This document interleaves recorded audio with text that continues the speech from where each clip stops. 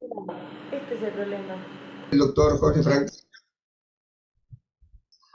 Soy el doctor Jorge Franquila, soy médico deportólogo y cardiólogo, médico de origen clínico y cardiólogo, y hace más de 35 años médico deportólogo.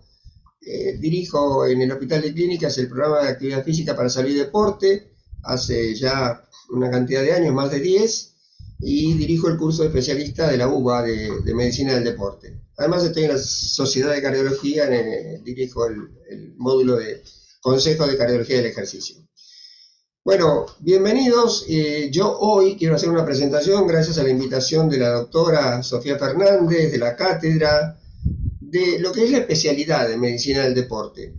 A mí me interesa mucho, esto me parece fundamental, porque todos los que estudiamos, yo fui estudiante de fisiología, pero ahí trabajábamos con sapos, ratas, perros a veces, y la verdad que al encontrar esto encontré la fisiología del ser humano, la fisiología del ejercicio, y me permitió entender una cantidad de detalles. Hoy me propongo solamente no aburrirlos, ver 40 minutos de una presentación de lo que es la especialidad, y de aquí en adelante va a quedar abierto para cualquier pregunta o cualquier amplificación, ¿sí?, de la información. Hoy no pretendo que tengan que recordar algo o que tengan que estar memorizando ni escribiendo. Les propongo que veamos, me confirman si vemos bien, creo que sí, y entonces vamos a hablar de la medicina del deporte. Como les dije, en el piso 11 tenemos el programa de actividad física para salud y deporte y dependemos del departamento medicina. Bien, hay tres definiciones para empezar que me gustaría compartir. Muchas veces se dice yo quiero hacer esa especialidad o me gusta, y la segunda parte es me gusta el deporte. En realidad nos gusta el deporte, eso es cierto, pero no es solo deporte lo que hacemos, es actividad física para la salud y el deporte. Entonces, yo les quiero mencionar que vamos a ver hoy algunas definiciones. Por ejemplo, actividad física es todo movimiento que consume calorías. Dicho lo cual, nosotros muchas veces decimos medicina de la actividad física. Ejercicio es todo movimiento que tiene un gesto: saltar, correr, rolar. Y deportes es aquel que tiene un reglamento, que se desarrolla de determinada manera, como vamos a ver después. Entonces, sinteticemos algo. Nuestra especialidad es el estudio del individuo en movimiento, por eso vamos a poder hablar de actividad física en muchas. Yo creo que es la especialidad más amplia que existe, siempre lo digo, salvo el forense no está, pero el forense ahora también, porque hacemos autopsias digitales y vemos cosas genéticas, y que realmente es la más amplia. Entonces, vayamos viendo un poco para el médico clínico qué puede ser de utilidad. Primero, el clínico tiene que establecer un objetivo. Hola, ¿cómo le va? Dígame a qué concurre. Lo primero que le va a hacer, seguramente, porque lo hemos aprendido y lo están aprendiendo ustedes al entrar en unidad docente hospitalaria, un examen de salud. Tenemos que ver cuál es el estado de salud. Pero aquí le agrego lo que más nos diferencia en la especialidad, que es el examen de aptitud. Esto significa la capacidad, la intensidad, el volumen, etcétera, que tengo para realizar un esfuerzo. Vamos a poner un ejemplo. Detrás mío tengo una imagen, pero si tuviéramos que subir, ustedes tal vez lo hacen hasta el piso 11 por la escalera, obviamente de acuerdo al tipo de aptitud que tenga cada uno, vamos a poder subir al tercero, al quinto o al 11. Habrá gente que dice, no, voy por el ascensor. Ese es una determinación de aptitud al esfuerzo. Podemos estar sanos todos, pero con distintos niveles de aptitud. Por supuesto, lo que hacemos después es ir viendo si es hombre o mujer. Ya veremos en algún momento que la mujer tiene características anatómicas y biológicas, las caderas anguladas, un poco más marcadas, ustedes lo saben probablemente, el centro de gravedad algo más bajo, los miembros inferiores un poquito más cortos, la hemoglobina una menor cantidad, pero tienen difosfoglicerato y otros elementos que hacen que capte el oxígeno más rápido. Lo cierto que es obviamente diferente biológicamente también, y tenemos que tenerlo en cuenta a la hora de trabajar, porque, por ejemplo, un detalle que van a ver es que un volumen importante de actividad física semanal es capaz de generar en la mujer primero una alteración del ciclo, el ciclo menstrual, y después se generan dos fenómenos, uno que se llama REDS, como rojo, con una S final, que es menor energía que ingiero relacionado con la energía que tengo que tener, entonces empiezo a sentir una incapacidad para desarrollar algunas actividades, y la última se llama triada del atleta. Y después, por supuesto, lo otro que también preguntamos es la edad. No es lo mismo un chico que tiene 7, 8 años, que está haciendo una evolución de lo que llamamos etapas sensibles, en donde se ve lateralidad, equilibrio, acervo motor, y está jugando, debe jugar, todavía no entrenar, a un adolescente, donde si queremos hacer un entrenamiento explosivo, vamos a ver que tiene enzimas que se están desarrollando, como las de las mitocondrias, no es el momento de estimularlo en ello, un adulto o un adulto mayor, etc. Entonces, una vez que tenemos esto, lo que solemos hacer es una prescripción. Esta sería nuestra fórmula. En general, vamos a ver que tiene una serie de variantes. En una persona sana, por ejemplo, vamos a ver primero si tiene factores de riesgo, o sea, los factores de riesgo serían hábito. Por ejemplo, es obvio, el fumar es un hábito, pero de pronto también podría ser que tenga un exceso de peso, que tenga un paciente con diabetes, con hipertensión arterial, o con algo que todavía no se ha manifestado como enfermedad.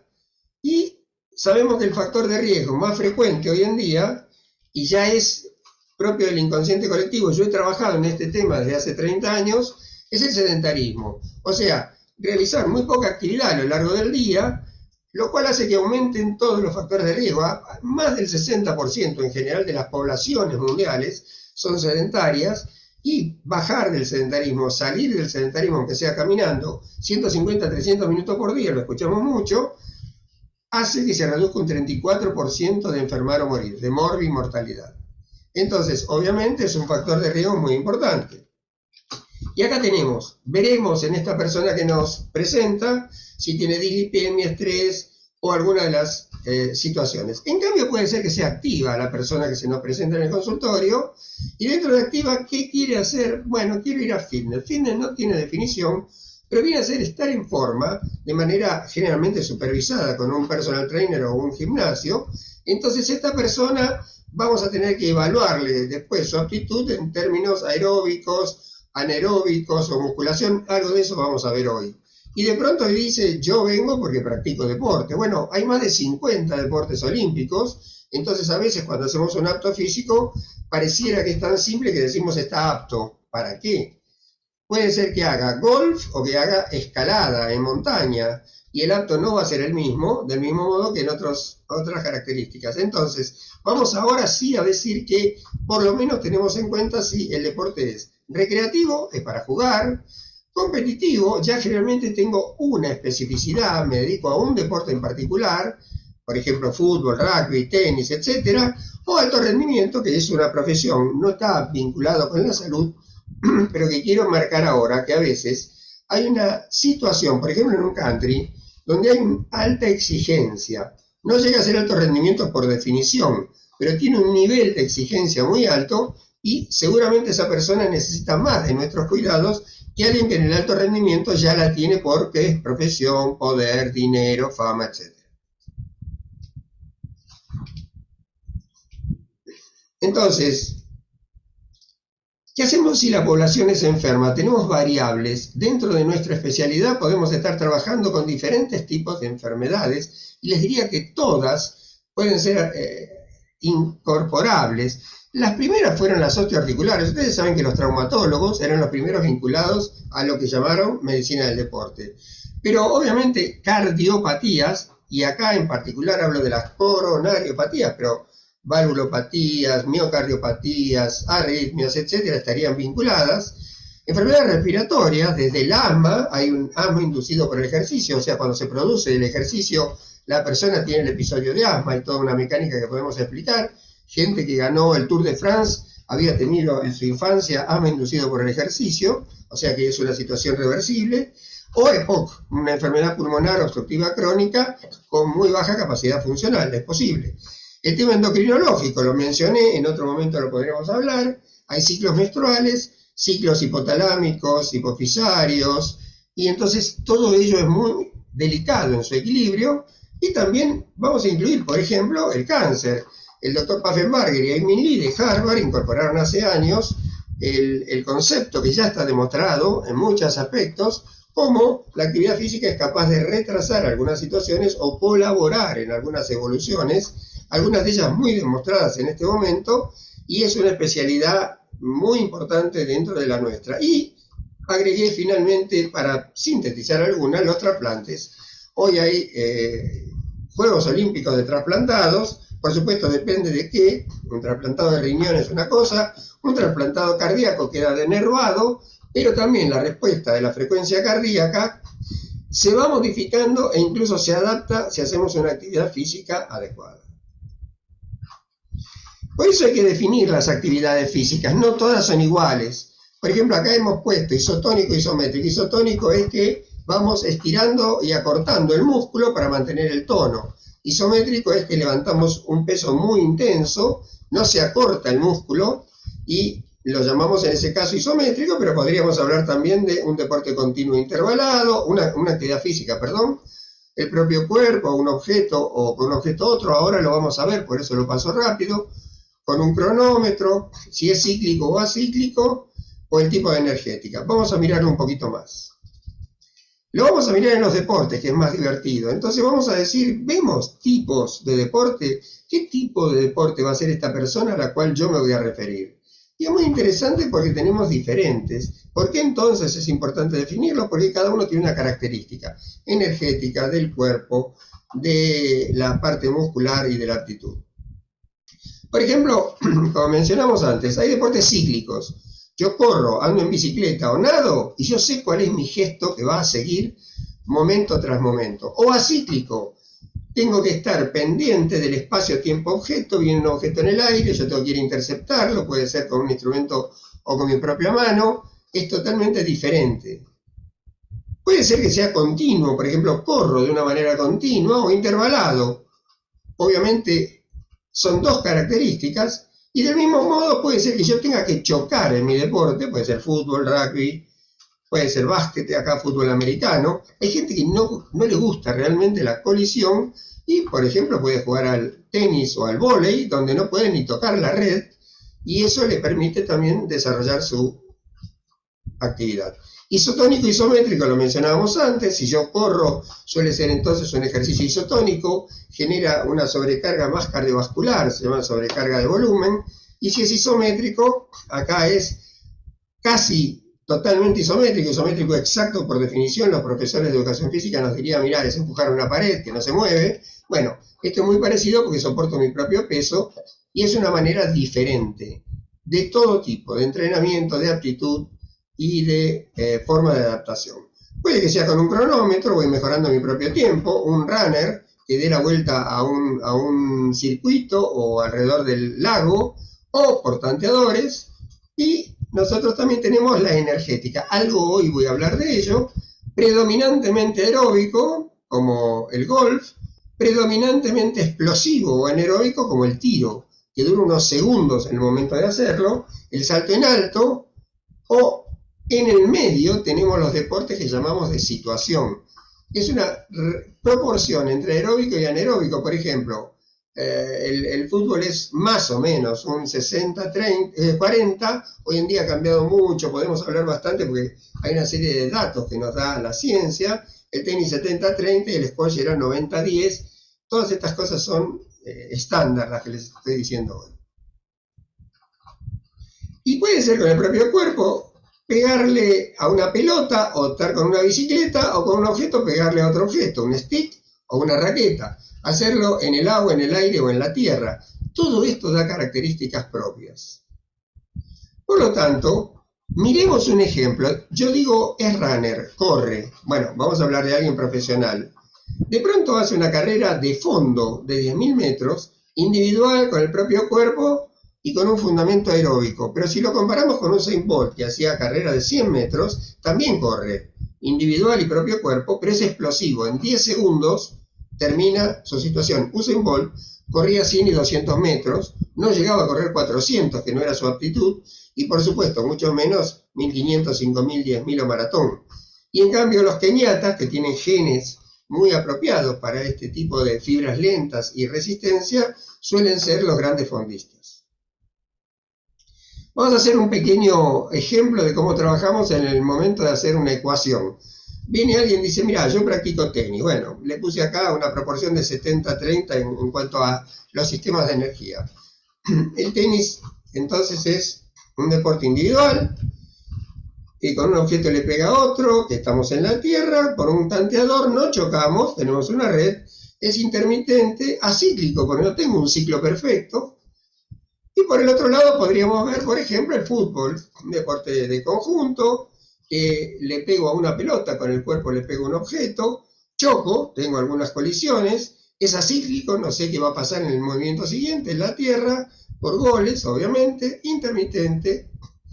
Y bueno, llegamos acá entonces que la especialidad de la medicina del deporte tiene que evaluar una serie de cosas. Por supuesto, no es solo fisiología, es clínica, es nutrición, es biomecánica, todas las especialidades que ya vamos a ver en otro momento. Y nosotros evaluamos aptitud. Yo se lo resumí acá. Vemos el cuerpo y en ello lo llamamos antropometría, lo vamos a ver ahora a continuación. Evaluamos la energética, si es su componente aeróbico o explosivo y un umbral. La fuerza, en donde vemos la fuerza máxima es la mayor cantidad de peso que puede levantar en un solo movimiento con ese grupo muscular. Y una vez que tenemos la fuerza máxima, cuanto más rápido llegamos a esa fuerza máxima, más potencia se dice que tenemos. Incorporamos ya, potencia es el máximo en la unidad de tiempo, en cualquier variable. Va a ser potencia aeróbica, potencia de fuerza, etc. Y fuerza de resistencia es bajando de esa intensidad el poder desarrollarlo a lo largo del tiempo. Y les puse acá flexibilidad, que a veces la olvidamos, y en el caso de los médicos y los clínicos tiene mucha importancia recordarlo. Entonces vamos a hablar un poquito de la diferencia que tiene que ver con el formato del cuerpo y la antropometría, que sería la ciencia que nos permite medir de varias maneras el cuerpo, y evidentemente ustedes saben que la más frecuente, que escuchamos mucho, sería el índice de masa corporal o Body Mass Index, que significa que dividimos el peso por la talla del individuo en metros elevada al cuadrado. Los valores que consideramos normales son entre 19 y 25, más o menos. Esta curva está en todos lados. Por debajo de 19 decimos tiene bajo peso para la altura que tiene, y por arriba de 25 empezamos a decir que está excedido. Algunas veces se ha redefinido como preobeso, lo cual no es correcto, porque el exceso de peso referido a la talla puede deberse a una adiposidad, a una acumulación de tejido graso, o puede ser también que haya trabajo muscular y el exceso de peso es muscular y no graso, y esa persona está más atlética que en el 25 que estaría otra persona. Por lo tanto, el índice de masa corporal es orientador nada más, pero no podemos ponerle apellido cuando ese apellido está por encima de 25. Por supuesto, por encima de 30 sí, y por encima de 40 es obesidad mórbida. Por eso es tan orientador en muchos casos.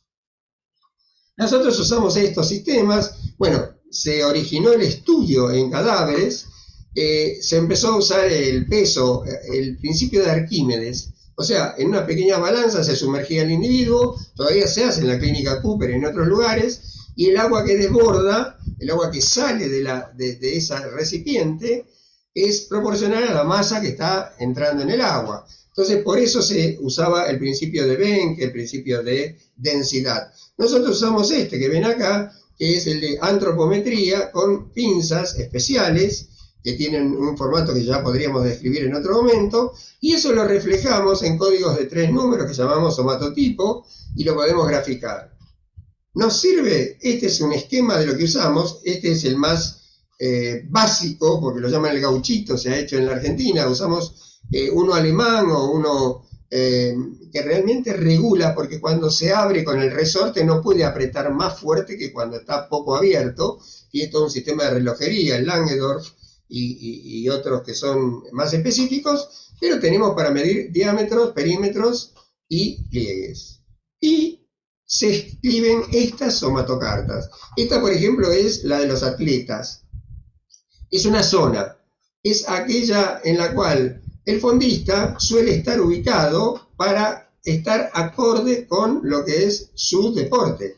Y estos tres que están acá, lanzamientos, son los lanzadores, que ustedes saben que su forma física es más musculosa, pueden tener mayor porcentaje de grasa y son diferentes. Bueno, esto nos permite una foto a nosotros, esto más el fraccionamiento para ver si tiene vísceras, hueso, grasa o músculo, y nos permite también con otros Z-score saber cómo está el individuo.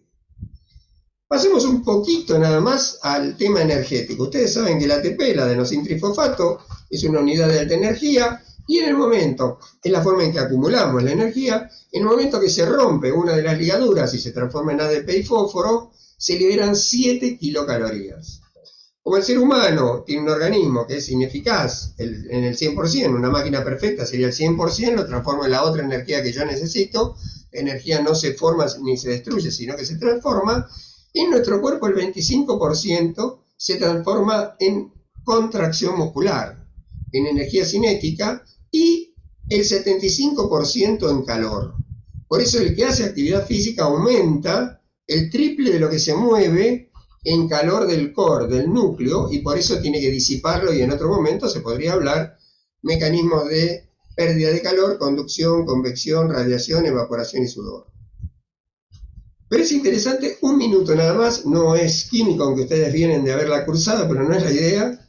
Podemos tener glucosa que entra a la célula, al entrar usa un ATP y se transforma en glucosa fosfato, y a partir de ahí los 6 carbonos de glucosa se van metabolizando por glucólisis, se dividen en 2 grupos de 3, los 2 piruvatos, y el piruvato a su vez, en ausencia de oxígeno y en el citosol, se transforma en lactato.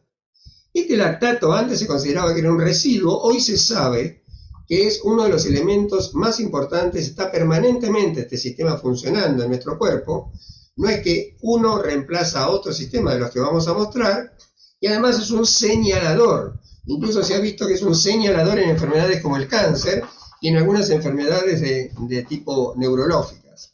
Lo interesante es que en cambio, en presencia de oxígeno, y si tenemos mitocondrias que ustedes conocen, una cantidad que tenemos definidas genéticamente, después hoy se habla de mitogénesis y demás, pero bueno, las que tenemos de nacimiento entrenadas, se va a producir el piruvato que tiene 3 carbonos, pierde un carbono, decarboxilación, en presencia de oxígeno, oxidativa, y entonces se transforma en acetilo, 2 carbonos, que se une a la coenzima A y esto le permite entrar al ciclo de Krebs. Del ciclo de Krebs puede entrar a la fosforilación oxidativa, y ahora entonces acá, en este proceso aeróbico, no solamente se genera ATP de la manera que hemos visto, sino que el NAT y el FAT, que vienen de vitamina B1 y B2, como ustedes saben, es leído en la fosforilación oxidativa por los citocromos y generan ATP. Por lo tanto, este sistema aeróbico aprovecha muchas otras sustancias, elementos, y genera 38 ATP o 36 ATP, mientras que este que habíamos mostrado al principio genera 3 ATP, y pierde 1 cuando entra de glucosa a la célula. Entonces, es muchísimo más eficiente, con menor velocidad de trabajo e intensidad, y lo interesante es que el Dr. George Brooks en 1986 ya había demostrado que hay unas lanzaderas o shuttle de lactato que permiten que el lactato se recomponga y sea capaz de entrar al acetil-CoA y lavarse. Por lo tanto, este sistema que está permanente, cuando se activan las mitocondrias que sí tenemos entrenadas por el shuttle de lactato, es capaz de entrar al ciclo de Krebs y lavarse. Eso permite trabajar más tiempo y es una interacción y continuum energético. Si llevamos más de 25, 20, 30 minutos, lo que suele ocurrir es que se acumula citrato. Y el citrato inhibe a la fosfofructoquinasa y bloquea la posibilidad de que los hidratos de carbono sean mi fuente de energía. Lo interesante es que este sistema es el único que puede usar entonces como alternativa a los ácidos grasos. Ustedes saben, por beta-oxidación, son capaces de entrar a acetil-CoA y entonces continuamos la carrera después de la media hora y hacemos carreras de resistencia, maratón, ultra-rail o largas distancias, y en ese caso estamos produciendo mayor cantidad de ATP a menor intensidad moderada, pero con ácidos grasos como combustible. Lo que habíamos puesto acá arriba para que se vea es que a su vez, si tuviésemos glucosa, se almacena como glucógeno. Entonces, esta es una interacción, no pretendo que hoy podamos definirla, es más interesante el ir viéndola lentamente, pero este sistema interactivo permanente es el que nos hace ser aeróbicos, anaeróbicos, explosivos, pasar por un umbral en el cual se acumula uno o se libera el otro.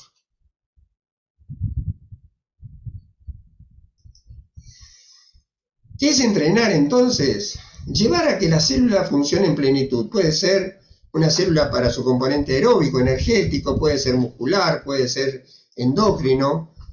Muchos factores intervienen, ya lo saben, y cada persona tiene características. Hay personas que tienen fibras lentas y un sistema metabólico que predomina en lo aeróbico, que da resistencia más que explosividad.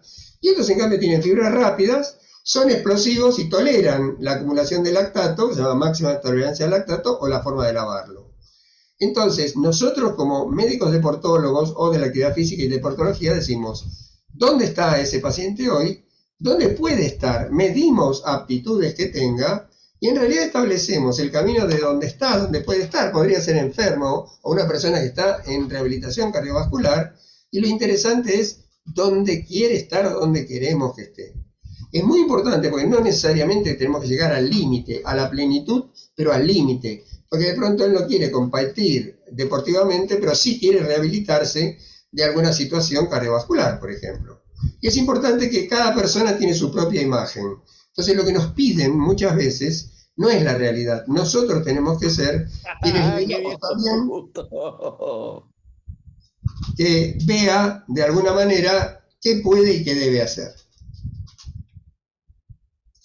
Hay un concepto que quiero mencionar que se llama sobrecompensación.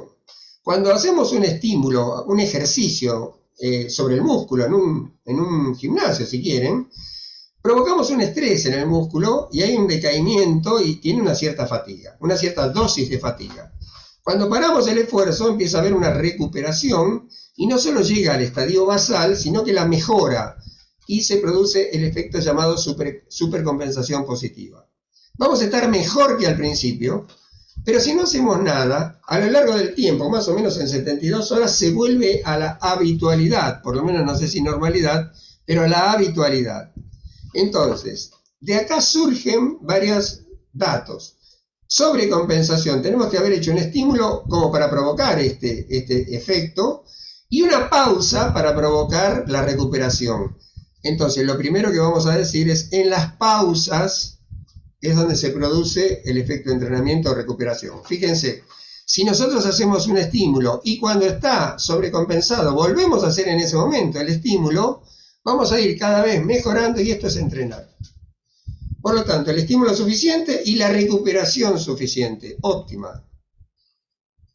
En cambio, si nosotros hacemos estímulos demasiado frecuentes, tenemos un efecto negativo que se llama sobreentrenamiento. O sea, más no es mejor. Alguien que hace muchas veces, entrenamos 3 veces por día, no sé si es mejor. Si no le doy el periodo de recuperación, probablemente lo esté sobreestimulando, sobreentrenando, y esa persona va a tener lesiones musculares. Esto se ve a veces en el fútbol, por ejemplo, que hay muchos partidos, y entre un partido y otro hay entrenamientos, y si no se mensura el volumen que está teniendo el jugador, ese jugador está jugando demasiado tiempo y entrenando además demasiado tiempo, en lugar de regenerar, y es probable que presente algunas lesiones por este tipo de situación.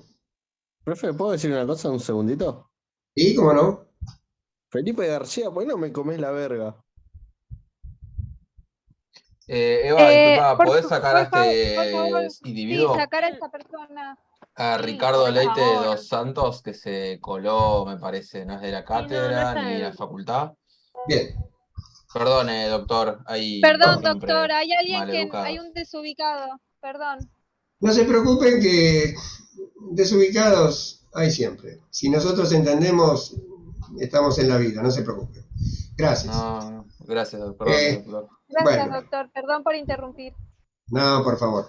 Entonces, este efecto de entrenamiento que dijimos es lo que nos permite medir y trabajar. Entonces, tenemos una aptitud inicial, una carga de trabajo apropiada, porque si es muy baja no llegamos al umbral, si es muy alta lo sobrecargamos.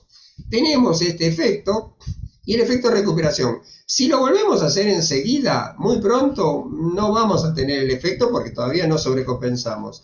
Si lo hacemos acá arriba en el momento óptimo, vamos a tener un efecto. Y si dijimos que esperamos demasiado, vamos a volver a la habitualidad. Entonces, por ejemplo, entrenar significa entrenar y descansar o recuperar, eso se llama densidad, y por eso proponemos por lo menos un entrenamiento de, si camina, tal vez hacerlo todos los días, porque se recupera rápidamente y puede al día siguiente volver a hacerlo. Si en cambio tiene mayor intensidad, hacerlo al menos 3 veces por semana en días alternos, lunes, miércoles y viernes, por ejemplo, porque entonces martes y jueves recupera y sábado y domingo no es tanto como para que no pueda recuperarlo el lunes de nuevo. Y de pronto todo eso se maneja, y ahora lo vamos a ir viendo, forma parte de una planificación. Doctor, una pregunta con respecto a eso. Sí. Vio que usted dijo el tema de ir alternando, por ejemplo, 3 estímulos semanales.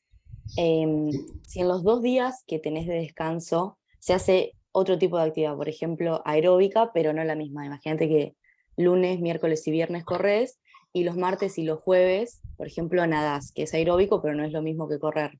¿Sí? ¿Tendrías este efecto también de, digamos, de la sobreestimulación? No me acuerdo cómo era la palabra. Esta Pero no es- sobrecompensación, no importa. Bien, Mercedes, tenés razón. Mirá, me anticipaste, pero por suerte, ya vas a ver que ahora viene.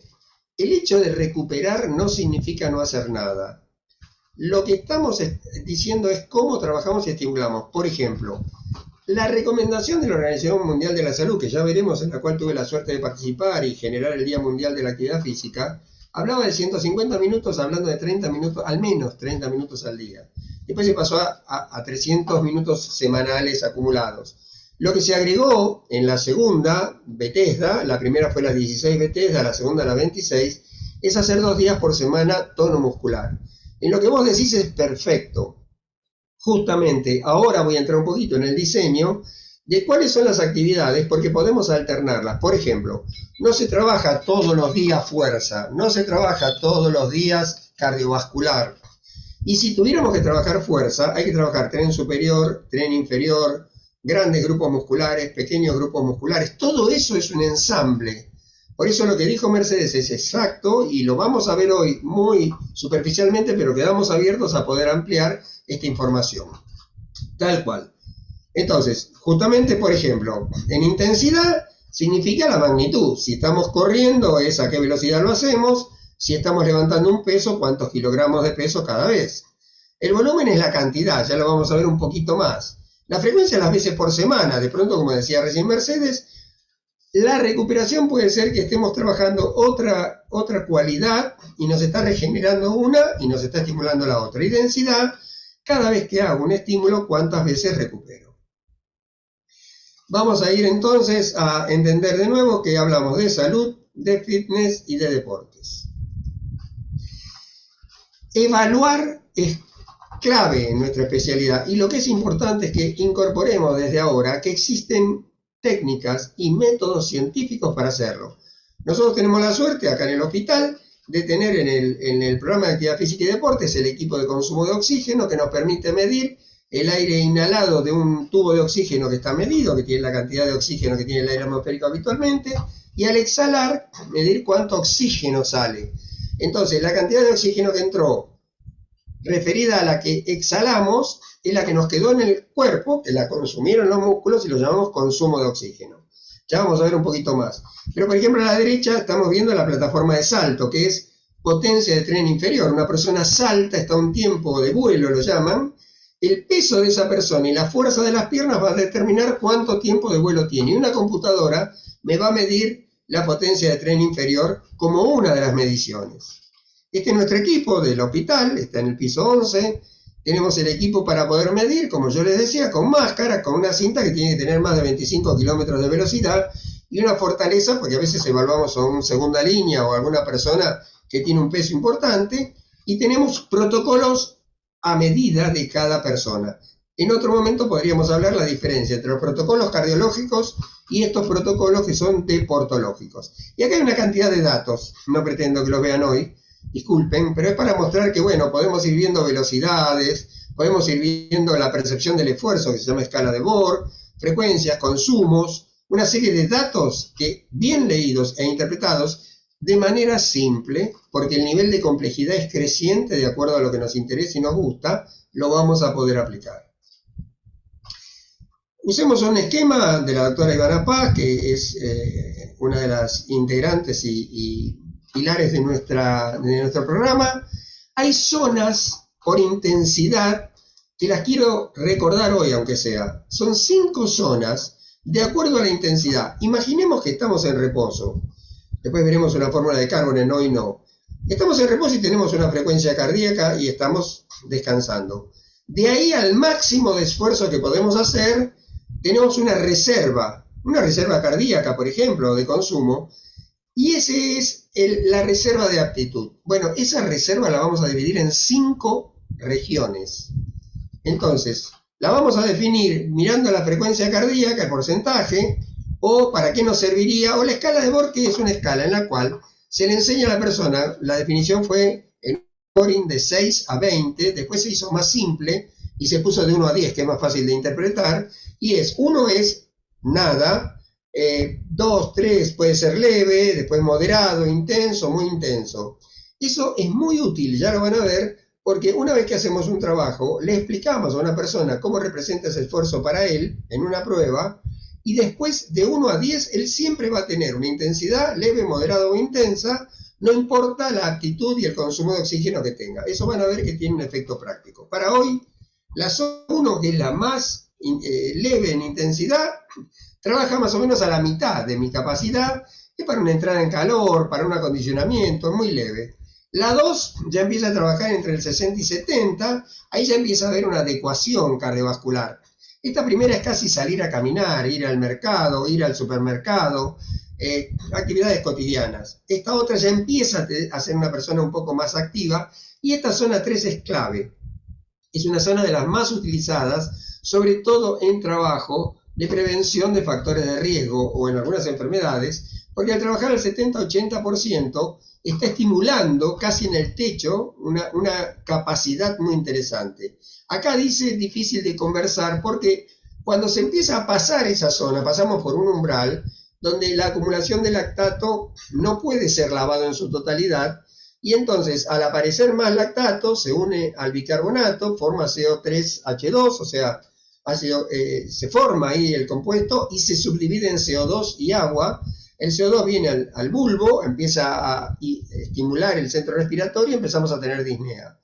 Entonces, la amortiguación, ese efecto buffer, digamos, que puede tener el lactato en acumulado, empieza a compensarse respiratoriamente primero, después hay otros mecanismos, y eso es lo que las revistas a veces dicen, camine pudiendo hablar con el de al lado. Obviamente, si tenemos hiperpnea o taquipnea, vamos a tener dificultad, y es un indicador de que estamos acumulando lactato y lo estamos lavando por el proceso respiratorio.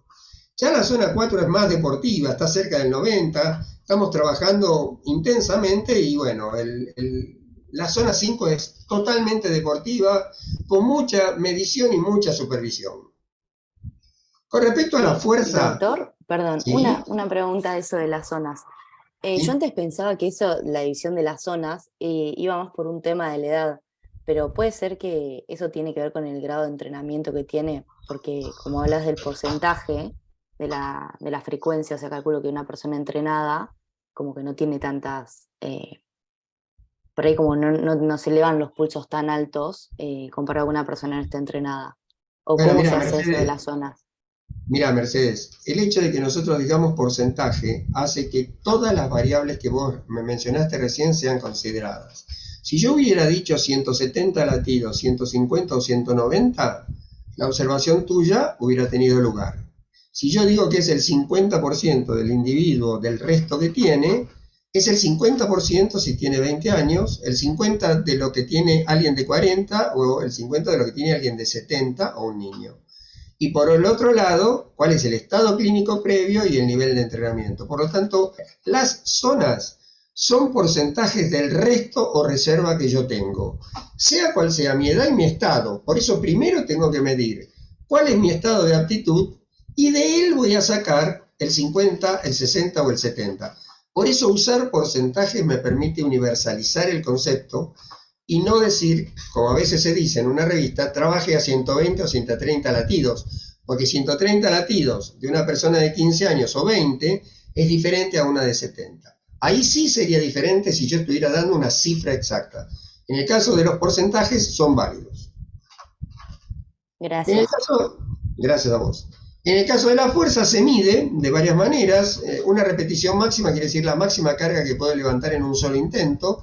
No lo vamos a repetir hoy, no tenemos tiempo, pero a veces en el individuo no deportivo tratamos de hacerlo en 5 veces o en 7, y eso nos permite por cálculos imaginar cuál es la máxima carga en cada grupo muscular. Hay muchos grupos musculares, a veces definimos 6, por ejemplo, para poder trabajar tren superior, tren inferior, bíceps, tríceps, vemos cuáles, y después se trabaja con ellos. Entonces, tenemos formas de trabajar, y de nuevo, como me preguntó recién Mercedes, a intensidades que tengan porcentajes. Si yo tengo que trabajar la fuerza máxima, y hoy no nos dedicamos a eso, vamos a tener que hacer series y repeticiones, en realidad repeticiones y series, al 85 al 100% de nuestra máxima carga. Ahora no sé cuál es la carga, porque va a depender de la edad, del sexo, del estado fisiológico y de la aptitud. Si trabajo fuerza-potencia, trabajaré de otra manera, y la fuerza-resistencia se trabaja con menos carga y más veces. O sea, hoy en día en rehabilitación cardiovascular se ha incorporado por las mioquinas, ustedes lo saben seguramente, que a alguien con insuficiencia cardíaca importante no estamos pudiendo mejorar tanto el funcionamiento cardiovascular, pero sí podemos trabajar sobre el músculo y sobre las mioquinas, y entonces con bajas cargas, con más repeticiones, al 30% de su máximo, podemos repetirlo y lograr una mejoría de las mioquinas y una mejoría del resultado de la suficiencia cardíaca. Después hay varias variables, fracciones de eyección, etcétera, no es el momento.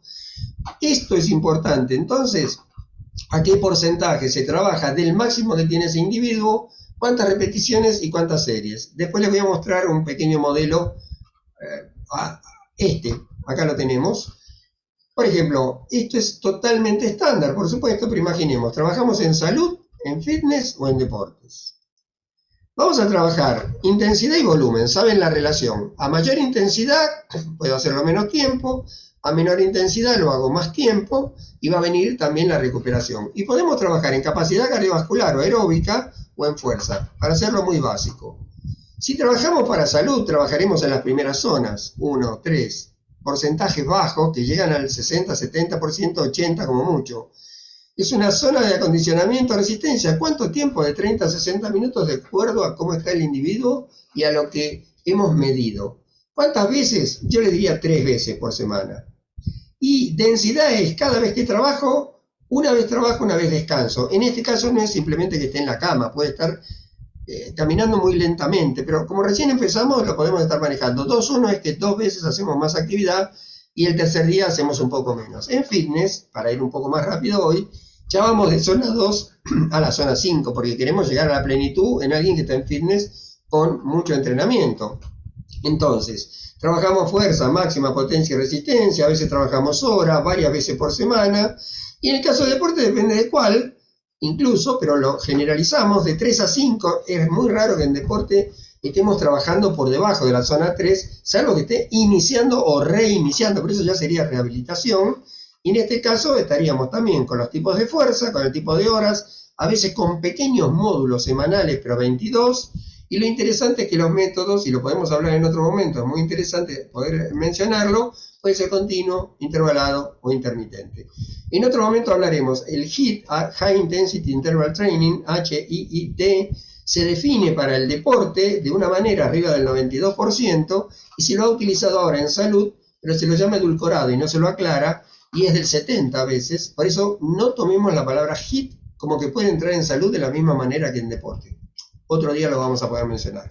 Para ir terminando hoy, quiero mostrarles que, bueno, tenemos una serie de bibliografías, van a estar a su disposición, los quiero invitar, coordinen con la cátedra, coordinen con la profesora, coordinen con toda la estructura, queda abierta la invitación. Tenemos trabajos que tienen que ver, por supuesto, con maratón, o de pronto puede ser el consenso del Comité Olímpico Internacional. Ahora vamos a tener en 2 veces unas jornadas que organizamos, y Louise Burke, que es alguien que fue una de las autoras acá, va a estar hablando de estos temas, o el estudio de herencia que lo hizo Claude Bouchard y mostró hace años, yo tuve la suerte de verlo en 8 universidades de Estados Unidos, el efecto de la herencia sobre 200 familias, Y también hay páginas como la de Aspetar, Aspire, ahora que está de moda Qatar. Hay gente amiga que ha estado trabajando ahí, que está trabajando ahí en alto rendimiento, eso es altísimo rendimiento, y midiendo salud y rehabilitación de alto rendimiento.